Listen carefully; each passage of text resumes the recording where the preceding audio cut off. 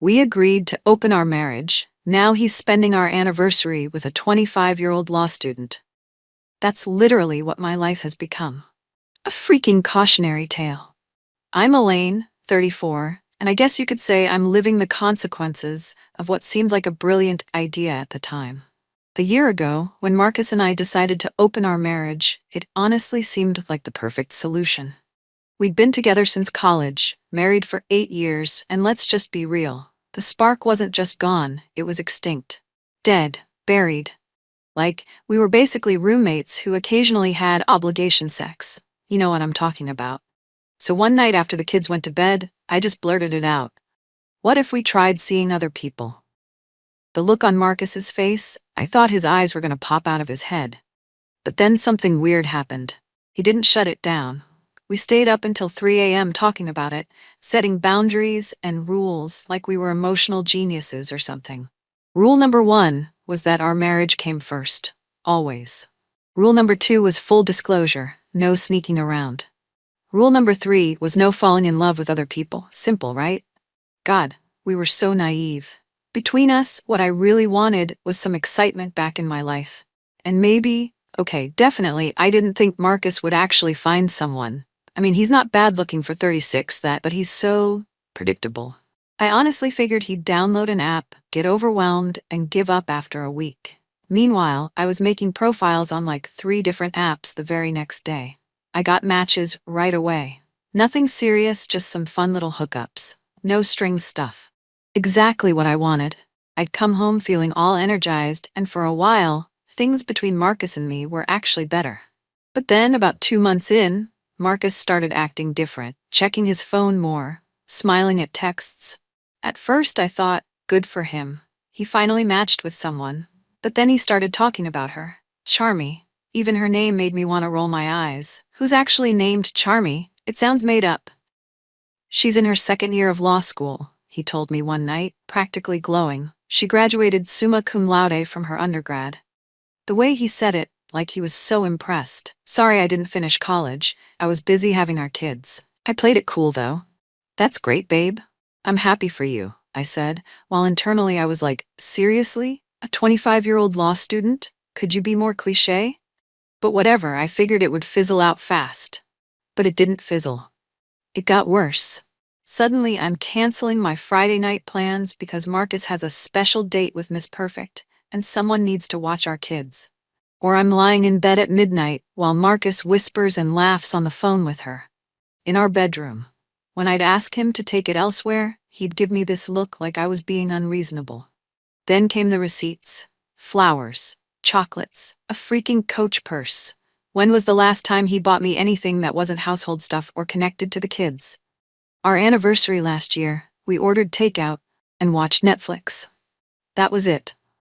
But suddenly he's Mr. Romance for Charmy? The first time Marcus actually showed me a picture of her, I wanted to throw his phone across the room. She was exactly what you'd expect. Young, pretty in that effortless way that only 25-year-olds can be, with this perfect smile and shiny hair. Standing there in her fancy university sweatshirt, looking like she'd never pushed out 2 kids or gone 3 days dry shampooing her hair because she was too tired to shower. Her parents are pretty well off, Marcus mentioned casually. They paid for her undergrad and now law school. Must be nice, right? Meanwhile, we're still paying off my student loans from the degree I never finished. I smiled and nodded like I was genuinely happy for him, but inside I was seething. This girl had everything: youth, education, wealthy parents, and now my husband's undivided attention. Every time Marcus's phone would light up with her name, I'd watch his whole face change. That smile wasn't for me anymore. The worst part was how he started restructuring our entire family life around her. Suddenly he's working late on Thursdays, but actually meeting her for dinner. Or he's grabbing drinks with coworkers, but texting her the whole time. Our weekends became negotiations, which days he'd be home with us versus with her.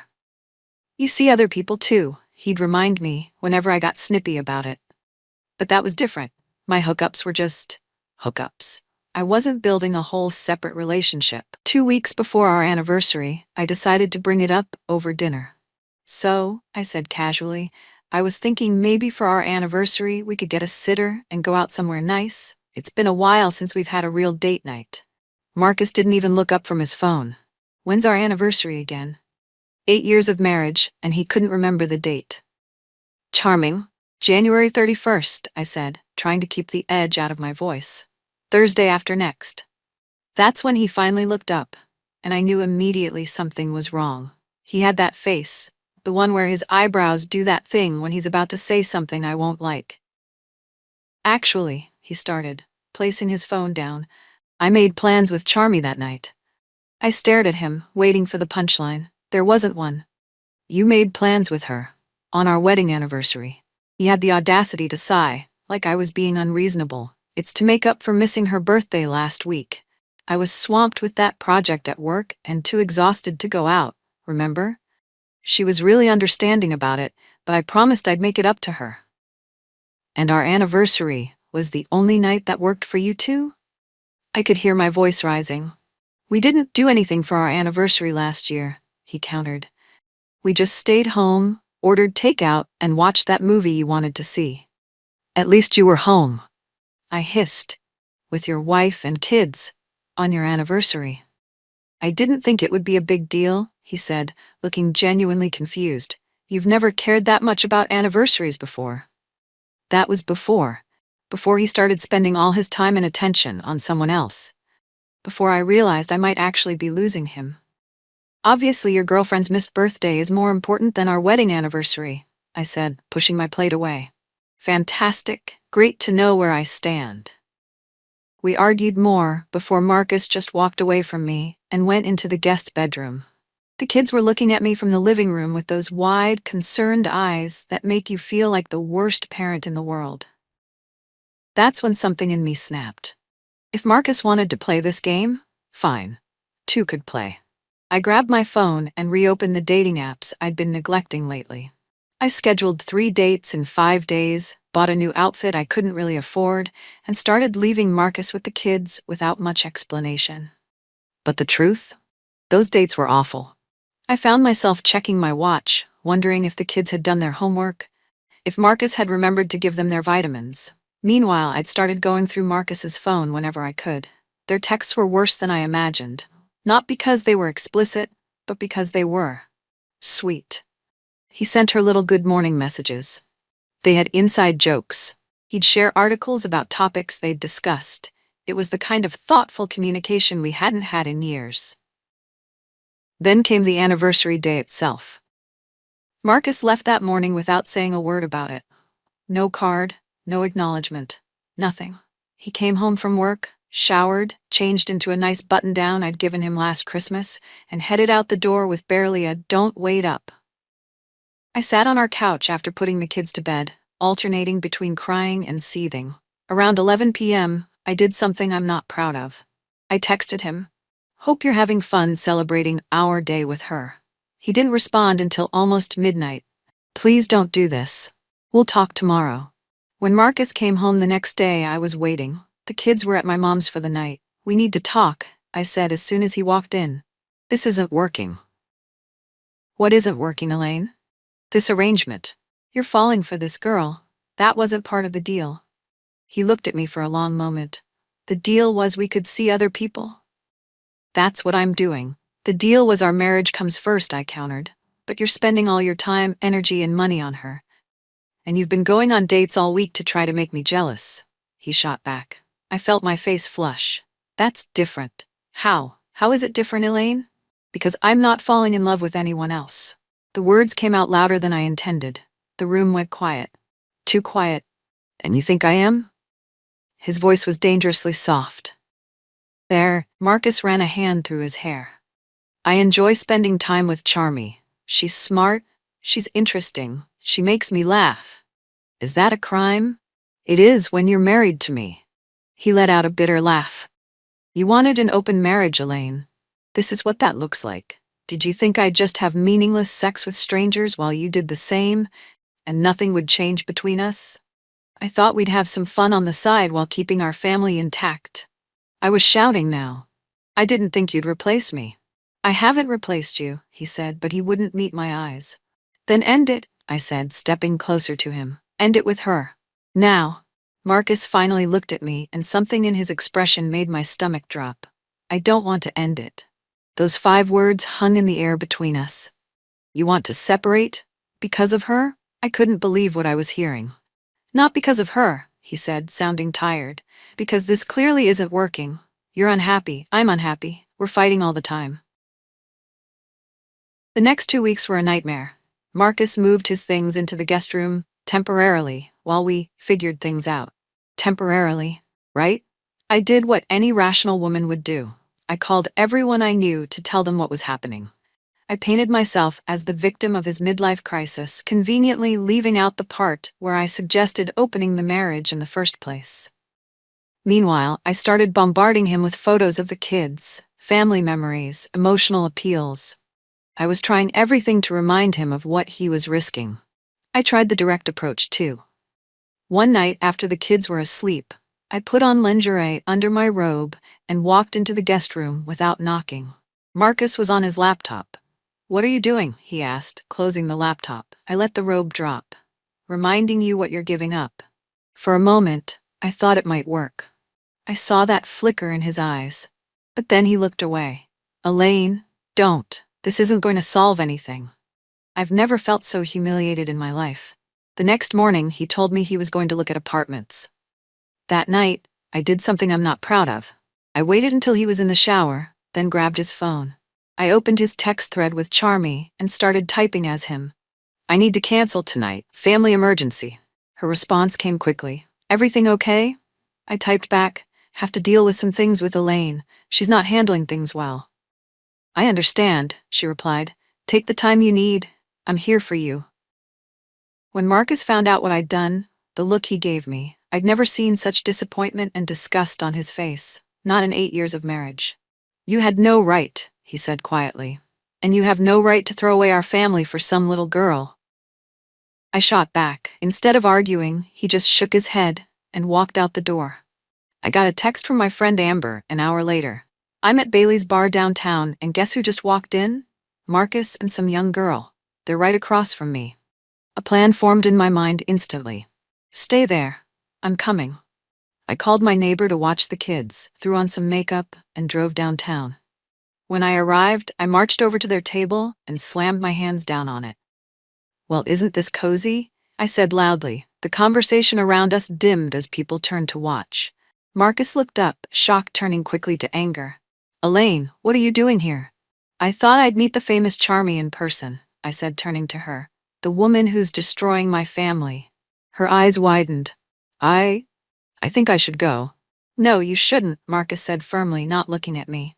"Elaine is the one who's leaving." He guided me firmly toward the door while everyone stared. Outside in the parking lot, Marcus finally let go of my arm. "What the hell are you doing? Following me? Making a scene in public?" "I wanted to see the woman you're throwing our marriage away for," I shouted.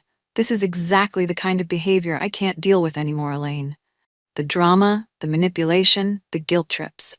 Oh, I'm so sorry my reaction to my husband having an affair isn't convenient for you." Marcus laughed bitterly. "It's not an affair when you literally suggested we see other people. You don't get to change the rules when you don't like how things are going." "Are you in love with her?" I whispered. Marcus looked away. "I don't know what I feel, but I know I can't keep living like this." The next day, Marcus came home only to pack a suitcase. "I'm going to stay at Paul's for a while," he said. "I'll pick up the kids from school on Friday, spend the weekend with them." 2 weeks after he moved out, he asked me to meet him at a coffee shop to discuss our situation. "I've been thinking a lot," he started after we ordered. "I want a divorce, Elaine." 5 words that shattered whatever hope I'd been clinging to. "I've talked to a lawyer," he continued. "I'm prepared to be more than fair with assets, support, custody. I want this to be as amicable as possible for the kids." "So you're just giving up? 8 years of marriage, 2 kids, and you're just walking away?" "You checked out of this marriage long before I did," he said quietly. The open relationship was just the final step. The divorce proceedings were as amicable as a slow-motion car crash. Marcus was annoyingly reasonable about everything, offering fair splits of assets, flexible custody arrangements, even letting me keep the house if I could afford the payments. Meanwhile, Charmy was becoming a fixture in my children's lives.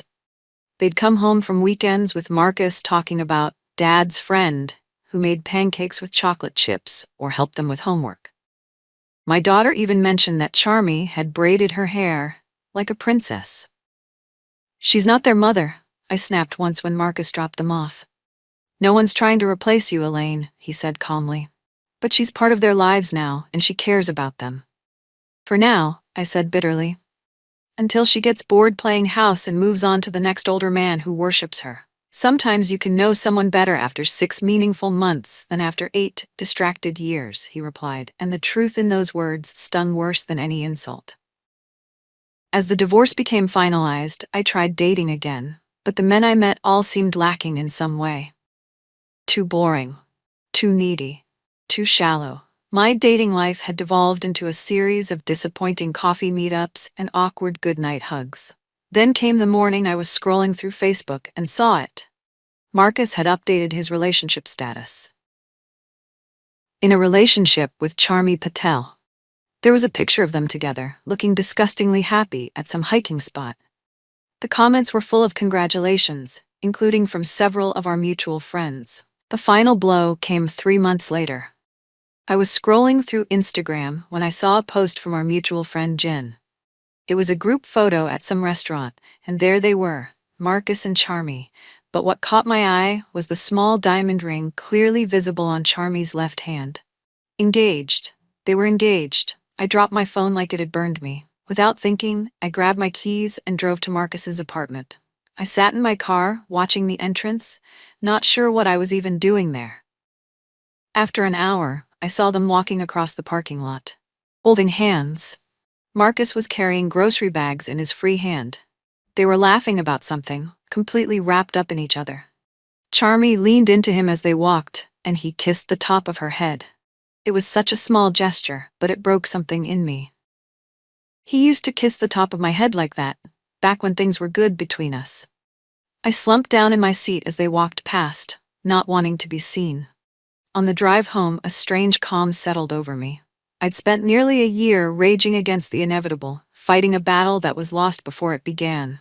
Meanwhile, Marcus had moved on and built a new life that seemed to make him genuinely happy. I sat on the couch and did something I hadn't allowed myself to do yet. I cried. Not the manipulative tears I'd used to try to win Marcus back, but deep, body-shaking sobs of grief and loss. Because the truth, the terrible, uncomfortable truth I'd been avoiding, was that I had started this. I'd suggested opening our marriage not to strengthen our bond, but because I was bored and restless. I wanted excitement without having to give up security. I wanted freedom without consequences. The wedding invitation arrived on a Tuesday. A simple cream envelope with my name written in elegant calligraphy. My first instinct was to rip it up. My second was to laugh hysterically. Who invites their ex-wife to their wedding? There was a handwritten note from Charmy. "I know this might seem strange, but we would genuinely like you to be there if you feel comfortable. The kids are so excited and it would mean a lot to them to have both their parents present." The note sent me spiraling. It was so nice. I wanted to hate her for it, but the anger I'd been nursing for so long was starting to feel exhausting. The wedding was at a boutique hotel downtown. I wore a navy blue dress that I knew looked good on me. My sister came as my +1 for moral support. The ceremony was beautiful, damn it. My kids performed their roles perfectly. My son as ring bearer, my daughter as flower girl. Marcus looked happier than I'd seen him in years, and Charmy was radiant. Marcus came over at one point during the reception. "Thanks for coming," he said. "It means a lot to the kids and to us." "They seem happy," I said, nodding toward where my children were twirling on the dance floor. "They are," he agreed. "Having you here makes it easier for them." "You look good, Elaine," he said finally. "Really good." "Therapy," I replied with a small shrug. "Turns out it actually helps." Later, Charmy appeared beside me. "Thank you for coming. I know this couldn't have been easy. I could have said something cutting, could have made a scene. Instead, I just nodded. The kids were really excited about it. They talk about you all the time, you know," she said, surprising me. "They're so proud of their mom." "I want you to know I'm not trying to replace you," she continued. "I could never do that. but I do love them, and I'll always make sure they know how lucky they are to have you as their mother. Just take care of them, I managed, and him too, I guess. As I drove home that night, I felt something shift inside me. The rage that had been my constant companion had dulled to a manageable ache. I thought about what my therapist always said. Holding on to anger is like drinking poison and expecting the other person to die. For 2 years, I'd been poisoning myself. I'd opened a door without considering who might walk through it, or who might walk out. That night, I deleted the dating apps from my phone. The next morning, I called my sister. I think I'm ready to move on, I told her.